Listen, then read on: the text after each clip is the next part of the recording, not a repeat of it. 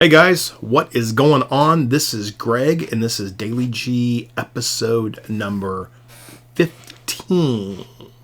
My favorite number, 15. Not really, but I always told my kids, I've told you 15 times. So everything in our house is 15, and they think it's funny. So, episode number 15, we saved a good one for you. Let me tell you, we got something in the mail that I wanted to show you. Are you ready? It's right here. And I've got my sweet tea. At Jason's Deli. Oh man. Got my knife. Navy SEAL knife.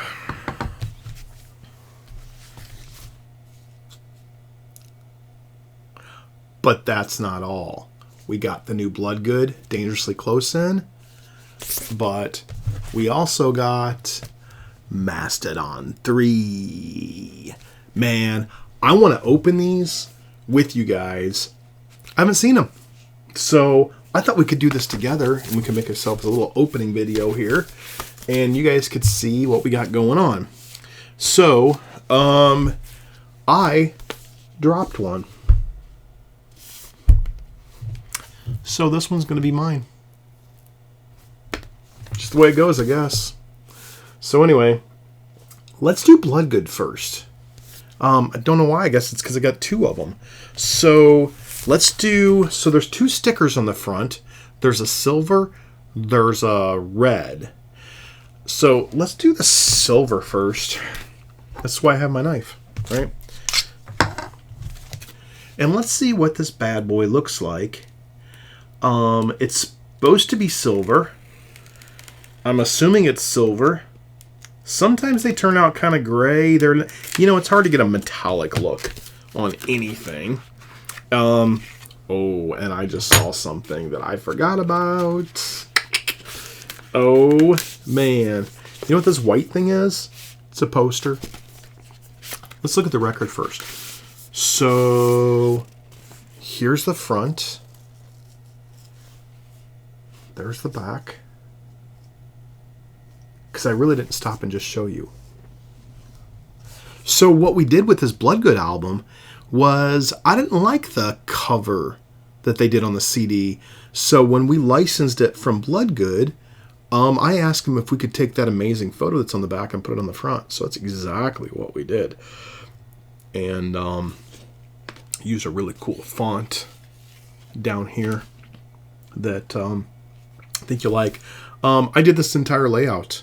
I mean, obviously, some of the graphics were taken from the previous. If you'll remember, you see that tribal art, I guess you could call it, in the background here. It's kind of hard to see with this plastic on it. But, well, here, we'll just do this. There we go. There's the cover art. I like keeping the sticker. I'll cut the sticker out, shove it on the inside. And, ooh. So, lyrics are on the back. They had these photos on the CD, and we just wanted to kind of stick with that. Where they had these little slivers of, you know, the guitar and the drums and the bass and the microphone and the other guitar. And, you know, and it represented the names. You know, Michael Bloodgood plays bass, Les sings, Paul Jackson and Oz Fox both plays guitars. And then Kevin Whistler plays drums. Okay, here we go. It is kind of silverish gray looking. It's kind of cool. Can you see that metallic reflection at all? Maybe if I hold it that way, you can kind of see it. It does have a really, really cool metallic reflection. So, side A, with these custom centerings.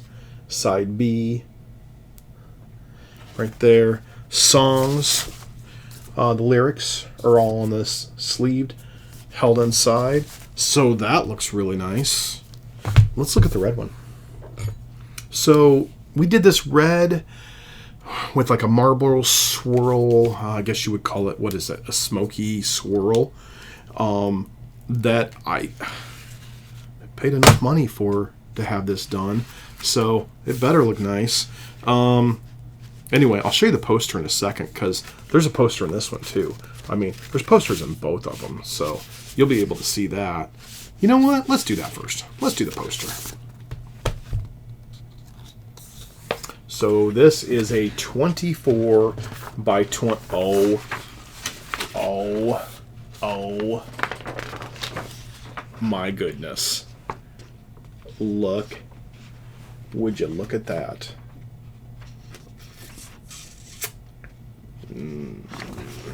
Here, perspective, right? So you can kind of see it like up on a wall. It's huge. So it's 24 by 24. Standard record, album cover is 12 by 12. So it's 4 times the size of your cover. So it's huge. Just got the Bloodgood logo on it. Nothing else. Just the picture of the guys and the Bloodgood logo. Looks amazing. Remember those Kiss records back in the day? Used to pull those things open. They'd have posters. They'd have stickers. My mommy and daddy wouldn't let me have Kiss because they were Knights in Satan's service.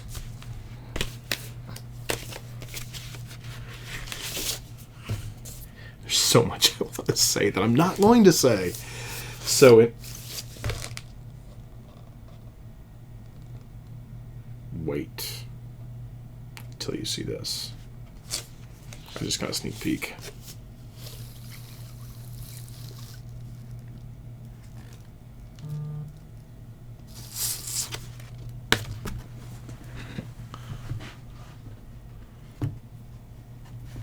Wow.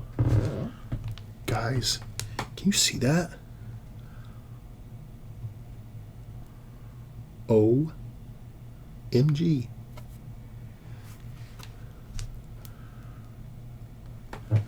Give me a minute.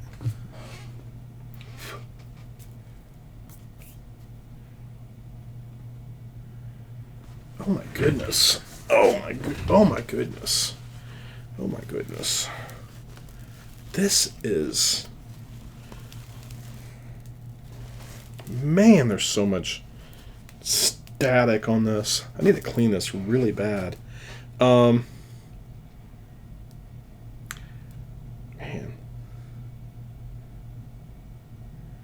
Guys, I'm just impressed. I'm wowed. That is beautiful. So here it is with the cover. I'm just trying not to touch the...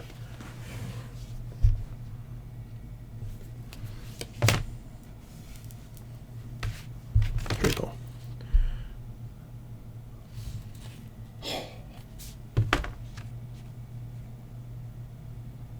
Man. I just love this so much.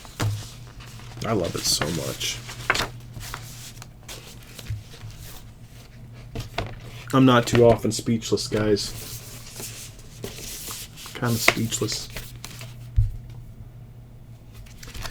So the stickers on the front says includes 24 by 24 inch poster, first time on vinyl, limited collector's edition, mastered from vinyl from the original sources, red and black smoke colored vinyl. That's what I called it. Red and black smoke colored vinyl. And then new modified cover art. That's the cover we obviously were talking about. The Bloodgood logo, dangerously close, product ID logo. So we got a red sticker on the red vinyl, and of course the silver sticker, which says the exact same thing for the silver vinyl. But man, does that look good. Whoa. I imagine it's going to sound really good too. I did listen to the test pressing. And it just sounds incredible. And for those of you that maybe are a bit confused as to why Oz Fox is on the cover, for any of you that don't know, Oz Fox joined Bloodgood as a member and made this album. Like, he's actually an official member of Bloodgood. He just didn't come in and say, hey, let's play on a record. Him and Les built a great friendship over the years. They just started working on songs together, and just one thing led to another, and they invited him in. So guitarist from Striper, brings it. And here's the couple really, really cool things about the album. Let me just explain a couple things here because it's all on here. So we have this this key that is right up here at the top, and it shows you Paul Jackson's guitar solo and Oz Fox's guitar solo, you know, and then you see which ones, like Child on Earth, Oz does a guitar solo, and then Father, Father, Man in the Middle, and Oz even, he was even co-writer with Les Carlson on Man in the Middle, so, as well as Bread Alone and a few other ones, I think, specifically those two, I believe. Let's just check here, make sure I'm not wrong. Child on Earth, Bread Alone, Man in the Middle. Oz Fox was co-writer on those 3 songs, so that's really, really cool. That he just didn't come and was invited just to play. He actually wrote some of the songs, wrote some of the music. So anyway, how about that? Fancy stuff. You guys ready to do Mastedon 3? I'm ready to do Mastedon 3. I've been waiting for this one forever. It took manufacturing like the whole coronavirus to get this thing done. Like the whole thing from start to finish. Like the whole coronavirus. I'm just being dumb. When did we submit this to manufacturing? It's been, you know, it takes weeks to get the test pressings. And then it takes weeks for them to manufacture. So this thing is a gatefold. Which, okay, let's just do this first. Let me just show you. Here's a sticker on it. Right? So if you can see that. Thought it turned out kind of cool. Let's just open this bad boy up. So I'm just going to go ahead and just take the plastic off of all this because it is a gatefold. So I'm not going to keep this in the plastic. It's weird how we always kept the other records in the plastic, but then gatefolds we took off because we wanted to open up the gatefold to see what it looked like. Anyway, just strange things that we do with vinyl. Okay, so trying to not cut myself here, and I'm doing a good job not cutting myself. But before I even open it, let me show you the back. Just taking the plastic off is a little bit easier to read. So, double album, so side A, side B, side C, side D. Here's another really cool thing.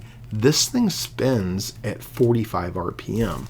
So there was one song on here, One Day Down by the Lake, that was 10 minutes and 41 seconds. So, Mastedon was the brainchild of John and Dino Elefante. They did the first Mastedon, this guy right here, right? It's a Jungle out there. And then Lafcadio. And then John did Revolution of Mind. And, you know, basically Frontiers had licensed to do a solo project, but John was like, hey, don't call it Revolution of Mind and call it something else. And they're like, Mastedon 3.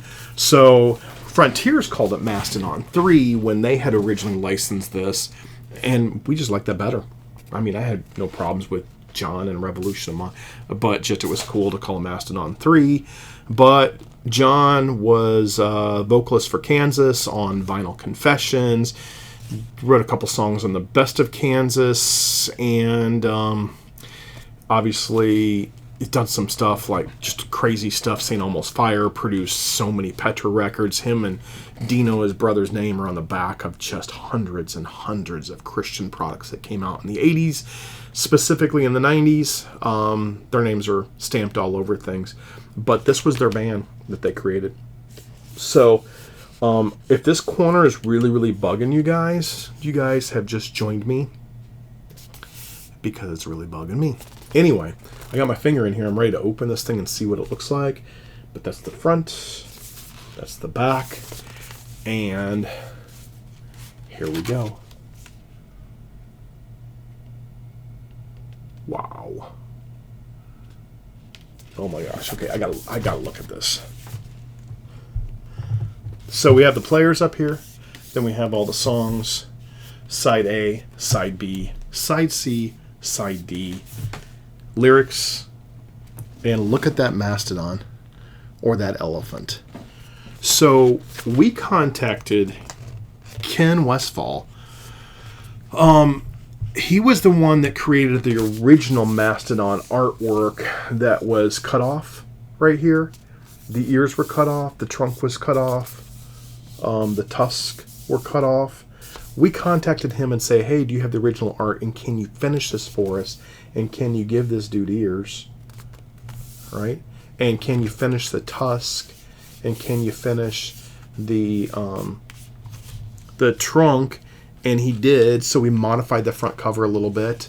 And then we had him finish all the tusk and all the ears for the inside. And oh my gosh, does that look amazing. Before, they were just cut off like right here. Right? They were just cut, like he just drew. This was a drawing or a painting or a rendering that I think it was a rendering, maybe it was Photoshop, I don't know. But Ken Westfall's the same. He did such a great job. And I just really applaud Ken. He worked with us to just provide us just some great stuff. And this thing looks stunning. Let's look at the records. Black polyline sleeves. Got the plastic on it. All right, so here's the first one.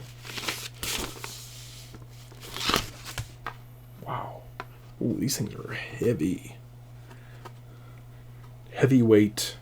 They're more than 140 gram. Not quite 180. I think it was 160, 165. So kind of a medium weight. So the custom centerings. And I don't know if you guys can see it, but there's black and silver on like this cloudy clear. See my thumb behind here? It's like a cloudy clear vinyl. So it's black and silver on this one.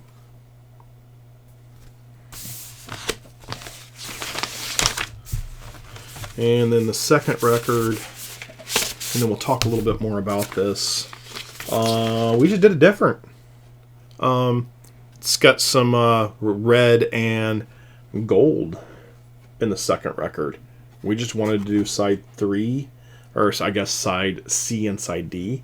We just wanted to do a little bit different. So we made it a little bit different. So that's fun. That's cool. So let's talk about the record just a little bit. So first of all, it's a double album. It's clear finals, gold splatter, black splatter, gatefold. It is the first time it's ever been on vinyl. So never been on vinyl before. It also includes the bonus track Dust in the Wind.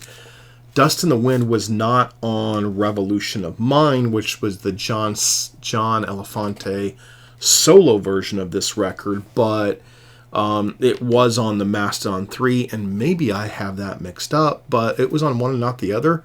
So we put it on here. This album features Dave Amato of REO Speedwagon, as well as Kerry Livgren of Kansas. So they both play on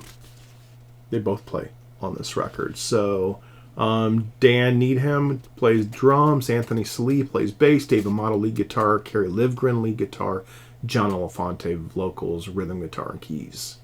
So those are the players on this album. It's also available on CD. We put it on CD as well. So you can grab it on CD, you can grab it on vinyl. These are now in. They're now in stock. There are black versions of both of these, both this one as well as the Bloodgood one. We don't have the black version yet, just the black. So if you pre-order black, it's coming. Be patient. But anyway, just wanted to, I guess, kind of give you all those details for fear of sounding like a broken record. I'll just show you the back one more time. Show you the front one more time. And guys, that's it. That's all we got. It's great talking with you guys.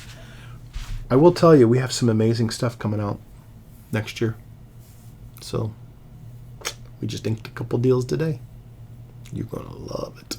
Anyway, be well. We'll talk to you in Daily G episode 16. This is Greg with Girder Music and Girder Records. Daily G episode 15. Signing off. Have a great night.